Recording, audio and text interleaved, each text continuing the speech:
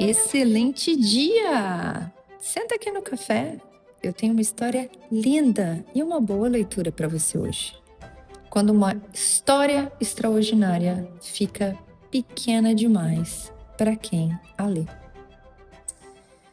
Michael Jordan. Talvez você nunca tenha parado para assistir um jogo inteiro do Michael. Talvez você nem goste tanto de basquete, mas ainda assim você conhece esse nome. Porque existem pessoas que deixam de pertencer apenas ao lugar de onde vieram, apenas ao país onde vivem. Elas atravessam tudo, inclusive o próprio esporte. Atravessam o mercado, a própria geração. Michael Jordan não foi apenas um jogador de basquete. Ele virou referência. O número 23 deixou de ser apenas um número. Ele virou uma marca. O nome virou uma medida. Durante anos, atletas não queriam apenas jogar bem. Eles queriam ser o Michael Jordan dos seus esportes. 6 títulos da NBA, 6 finais, 6 vezes o jogador mais valioso. Uma carreira tão grande que até hoje muita gente ainda discute se alguém conseguiu superá-lo.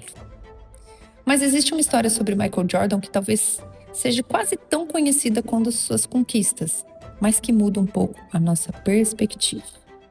Dizem que ele foi cortado do time de basquete da escola, que voltou para casa, entrou no quarto e chorou e decidiu treinar até provar que todos estavam errados. É uma história perfeita, não é?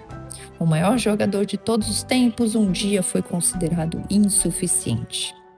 Talvez seja por isso que repetimos essa história há tantos anos, porque ela nos dá esperança. Se não reconheceram nem Michael Jordan, talvez o fato de não reconhecerem a gente não signifique tanta coisa assim, né? Só existe um detalhe. Não foi exatamente isso que aconteceu. Michael Jordan realmente não entrou para o time principal aquele ano. Ele realmente ficou profundamente decepcionado, chorou, a dor existiu, mas ele não foi simplesmente descartado pelo basquete. Ele foi colocado no time juvenil da escola. Ele continuou jogando, treinando, crescendo. A história não era mentira, mas também não estava inteira. E talvez seja exatamente aqui que mora o ponto que eu quero falar para vocês. Às vezes, uma história fica tão boa de contar que a gente para de conferir se ela está completa. A versão que atravessou o mundo ficou perfeita. O menino rejeitado, quarto fechado, lágrimas, treino, vitória. O problema é que Michael Jordan não cabe apenas nessa cena. Reduzir sua história a uma rejeição talvez torne tudo mais fácil de entender, mas também torna tudo menor. Porque talvez ele não tenha se tornado Michael Jordan apenas porque alguém duvidou dele. Ele tenha se tornado Michael Jordan porque mesmo quando ninguém mais duvidava, ele continuava encontrando motivos para melhorar. Essa é uma perspectiva completamente diferente. A primeira história diz, prove que estavam errados. A segunda diz, continue evoluindo mesmo quando todos já disseram que você está certo.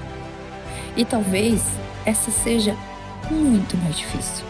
Porque é fácil encontrar energia quando alguém nos rejeita, a dor empurra, o orgulho empurra, a vontade de provar empurra. Mas e quando você já venceu? E quando você já foi aplaudido? E quando todo mundo já te reconheceu? Quem você se torna quando não precisa mais provar nada e ainda assim decide crescer? Talvez seja aí que a grandeza apareça de verdade, não no momento em que alguém não te escolhe, mas no momento em que você poderia parar e escolhe continuar. E olha como isso muda a forma de olhar para a nossa própria vida. Quantas vezes a gente pega uma história enorme, cheia de nuances, fases, cheia de personagem e reduz a uma cena. Eu fui rejeitado, não acreditaram em mim, eu não fui escolhido, eu tive que provar meu valor. Tudo isso pode ter sido verdade, mas será que foi a história inteira?